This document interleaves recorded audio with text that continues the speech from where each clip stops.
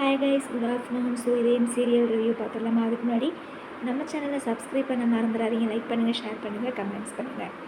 என்ன guys, musical sir நல்லா விளையாண்டாங்களா? பாரதி கீழே விழுந்தாங்களா? ஆக மொத்தத்தில் இந்த இதயம் சீரியல் எடுக்கிற டேரக்டர் சார் வந்து என்ன மைண்ட் செட்டில் சீரியல் எடுக்கிறாங்கன்னே தெரியல. சார் நாங்கள் இதெல்லாம் கேட்கவே இல்லை, ஓகேங்களா? இந்த மாதிரிலாம் நாங்கள் கேட்கவே இல்லை. எங்களுக்கு வந்து இந்த சீரியல் சீக்கிரம் முடியணும், இதுக்கு ஒரு எண்டு கார்டு வந்தால் தான் நல்லாயிருக்கும் நாங்கள் கேட்டுட்ருக்குறோம். அதை நீங்கள் காதில் வாங்கிக்கிறீங்களா இல்லை காதில் போட்டுக்கிறீங்களா? இல்லை நாங்கள் தெரியாமல் தான் கேட்குறோம். நாங்கள் கேட்கவே இல்லை சீரியலில். எங்கிட்டாவது ஒரு சைடு உண்மையை உடச்சி நாடகம் தெரிய வந்தால் நல்லா இருக்குன்னு தான் நாங்கள் நினச்சிட்ருக்கோம்.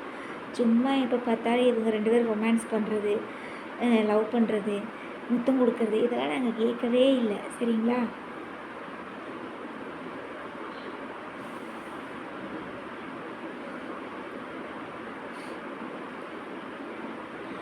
ஸோ என்ன நடக்குது அப்படின்னா, நேற்று முடிஞ்ச அந்த ரொமான்ஸ் பாட்டோட வெண்மேகம் பெண்ணாக உருவானதோ அப்படின்னு இன்னும் முடியலையாடா இன்னும் இந்த வெண்மேகம் எப்படா உருவாகி எப்படா முடியுன்ற மாதிரி தான் இருந்தது.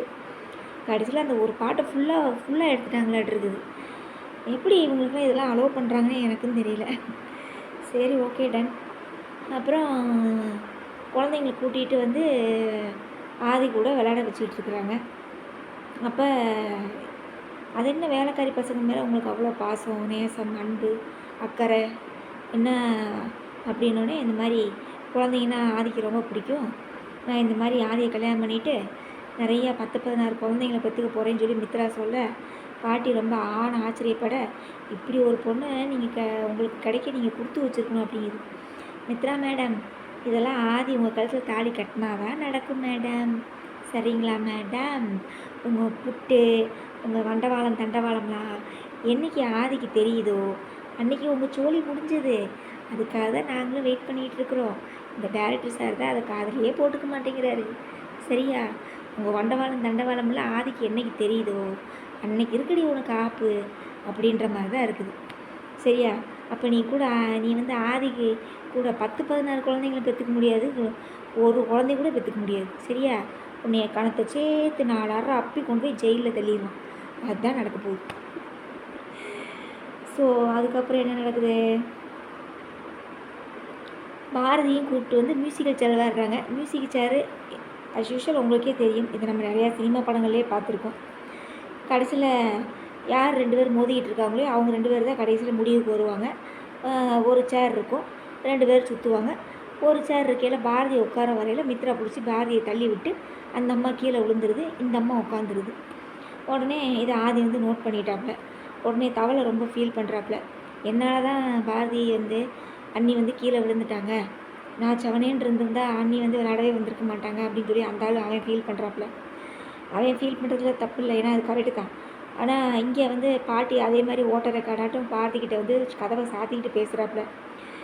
இந்த வீட்டில் நடக்கிற கொடுமையெல்லாம் நான் எங்கே போய் சொல்கிறது, இதெல்லாம் பார்க்குறதுக்கு நான் இந்த வீட்டை விட்டு போயிடலாம் அப்படின்னு. பாட்டி, நீங்கள் மட்டும் இல்லை, நாங்களே இந்த சீரியலை விட்டு எப்படா போகலான்னு தான் இருக்கிறோம். கிரகம் முடிஞ்சு தொலைய மாட்டேங்குதே, அதுக்கு தானே நாங்களும் வெயிட் பண்ணிகிட்டு இருக்கிறோம். முடிஞ்சு தொலைஞ்சால் தான் எங்களுக்கு ஒரு நிம்மதியாக இருக்குமே, முடிஞ்சு தொலைய மாட்டேங்கிறாங்களே. அப்புறம் நம்ம ஆதிக்கிட்ட வந்து தவளை பேசிக்கிட்டு இருக்காரு. இந்த மாதிரி அண்ணி இந்த மாதிரி பண்ணது எனக்கு ரொம்ப சங்கடமாக இருந்தது அப்படின்னு. எனக்கு எல்லாம் தெரியும் தவளை, இதில் ஓன் தப்பு எதுவும் இல்லை, எல்லாமே மித்ராவோட வேலை தான். காலையில் காப்பியை கொடுக்க வரையில் காலை தட்டி விட்டு பாரதி அடி வாங்கி வச்சது அவள் தான். இப்போ வந்து மியூசிக்கல் சேரில் வந்து பாரதியை கீழே தள்ளி விட்டுட்டு அவள் உட்காந்தது எல்லாமே எனக்கு தெரியாமல் இல்லை. ஆனால் அந்த இடத்துல நான் எதுவுமே பேச முடியாத இருக்கு. நல்லா இருங்க ராசா, சரியா? உன் பொண்டாட்டியும் அங்கே வாயை திறக்க மாட்டா, நீயும் வாயை திறக்க மாட்ட. சரியா? மித்ரா, அந்த குடும்பத்தை வச்சே இந்த நாடகத்தை ஓட்டுங்க. புருஷன் முன்னாடி 2 பேருமே வாயை திறந்துடாதீங்க. திறந்தால் தான் நல்லா இருக்குமே, அதைத்தான் நாங்களும் எதிர்பார்க்குறோம். கைஸ், அடிக்கிற கை தான் அணைக்கும்னு சொல்லுவாங்க, ஒரு பழமொழி இருக்குன்னு சொல்லுவாங்க, பார்த்துருக்கீங்களா? பாட்டு கூட இருக்குது, அடிக்கிற கை தான் அணைக்கும் அப்படின்னு. எனக்கு தெரிஞ்சு இந்த மித்ராவோட பாட்டி தான் இவங்க 2 பேர்த்தையும் சேர்த்து வைக்குமோ இல்லை, எனக்கு கதையில் அப்படி தான் தோணுது. ஏன்னா ரொம்ப ஒரு பாட்டியை வந்து வில்லத்தனமாகவே காமிச்சிட்டே இருக்காங்க. ஒருவேளை இந்த பாட்டிக்கு உண்மை தெரிஞ்சு ஒருவேளை பாரதிக்கு சப்போர்ட் பண்ணுற மாதிரி இருந்துச்சுன்னு வச்சுக்கோங்களேன், கதை இன்னும் சுவாரஸ்யமாக இருக்கும். ஆனால் எப்படி கொண்டு போக போகிறாங்கன்னு தெரியல, வெயிட் பண்ணி பார்ப்போம். ஸோ மொத்தத்தில் இன்றைக்கி இதயம் சீரியல் அரைச்ச மாவை அரைப்போம் அப்படின்ற மாதிரி தான் இருந்தது. ஒன்றும் புதுசாகவும் இல்லை, ஒன்றும் ரொம்ப பழசாகவும் இல்லை. அதே இதிலே போயிட்டே இருக்கிறாங்கப்பா. போங்கடா போங்கடா போங்கடா, நீங்கள் 1000 தொடாமல் நீங்கள் விட மாட்டீங்களாட்டிருக்குது, எங்கே கழுத்தை இருக்காமல் விட மாட்டீங்களாட்டிருக்குது. அப்புறம் மற்ற சீரியல் கார்த்திகை தீபம் என்ன கேஸ் மொக்கையாகி போச்சு. சந்திரா மாட்டுவான்னு நினச்சா இப்படி மொக்கையாகி போச்சு. ஐயய்ய, நம்ம இதை எதிர்பார்க்கவே இல்லையே அப்படின்ற மாதிரி தான் இருந்தது. சுத்த கூமூட்டத்தனமாக இருக்குது. ஏன் கைஸ், சந்தோஷமாக தான் பொங்கலை கிண்டிக்கிட்டு இருந்தா, அதை கூட அந்த சாமுண்டி சரி கூமூட்டை பார்க்க மாட்டா.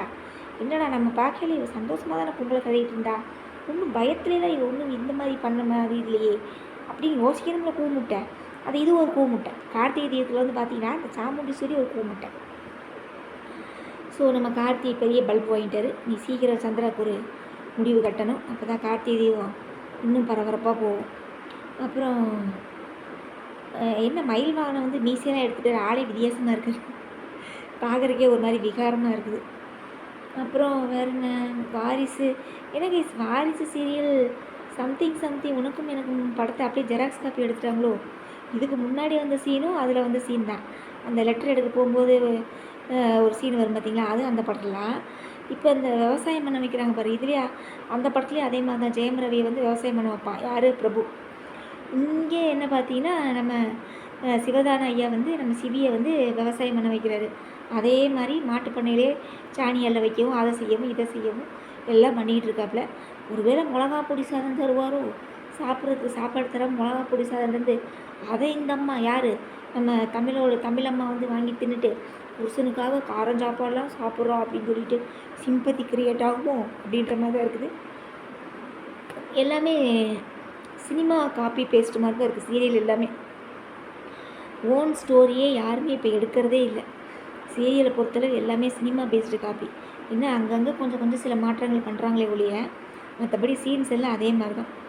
ஆனால் சிபியோட ஆக்டிங் இன்றைக்கி சூப்பராக இருந்துச்சு, எனக்கு ரொம்ப பிடிச்சிருந்துச்சு, நல்லா இருந்தது. தமிழ் அண்ட் சிபி 2 பேரோட க்யூட்டான அந்த பேர் அது ரொம்ப அழகாக இருக்குது பார்க்குறக்கு.